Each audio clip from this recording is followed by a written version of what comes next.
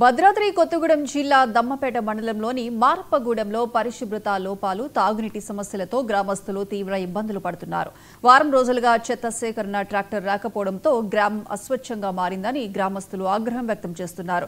చెత్త నుంచి వస్తున్న దుర్వాసనతో జీవించలేకపోతున్నామంటూ పంచాయతీ కార్యాలయం ఎదుట మహిళలు ఆందోళనకు దిగారు. స్థానిక ఎమ్మెల్యే జారే ఆదినారాయణ స్పందించి గ్రామంలోని సమస్యలు పరిష్కరించాలని కోరారు. మారపురం పంచాయతీ మారపురంలో నీళ్ళ సమస్య ఒకటి ఉంది సార్.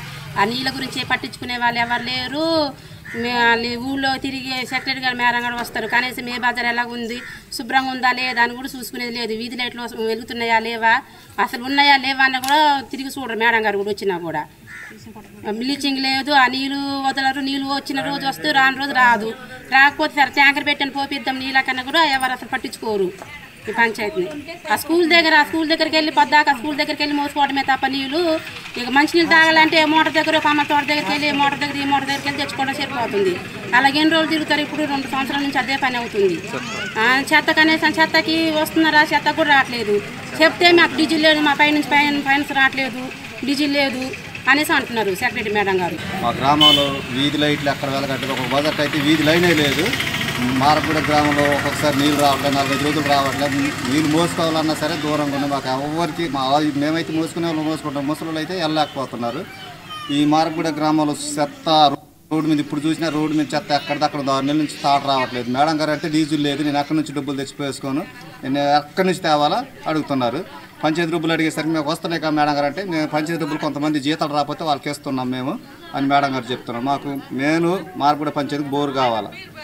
ఈ వాటర్ భగీరథ దురద ఎక్కడ వస్తుందో కూడా కానీ చూపెట్టకూడదు. అక్కడ దురద ప్రతి ఊరికి దురద కొంతమంది జ్వరాలు జలుబు వచ్చేస్తుంది. దృష్టికి ఒకసారి మీ మీడియా తరఫున తీసుకెళ్తారని మేము అందరం కోరుతున్నాం.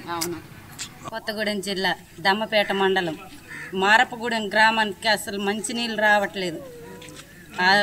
నీళ్ళు 4 రోజుల నుంచి రాకపోయినా పట్టించుకునే వాళ్ళు లేరు. నీళ్ళు 4 రోజులు లేకపోయినా ట్యాంకర్ పెట్టి వాటర్ సప్లై చేస్తానన్నవారు కూడా లేరు.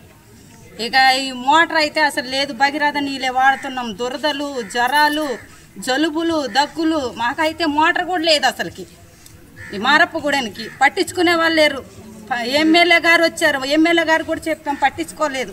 సెక్రటరీ గారు చెప్తే అసలు మాకు అసలు రావట్లేదు, ఫండ్సే రావట్లేదు మాకు. మేమేం పట్టించుకోవాలి ఊరు గురించి?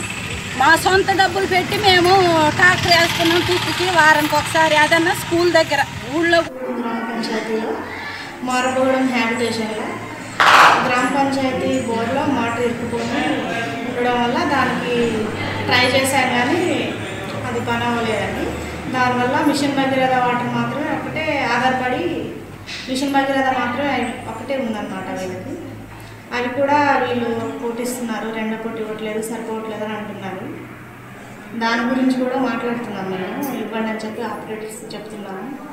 వాళ్ళేమో సాధ్యమైనంత వరకు ఇస్తామని చెప్పి చెప్తున్నారు. అయితే దీని గురించి ఎంపీడీఓ గారికి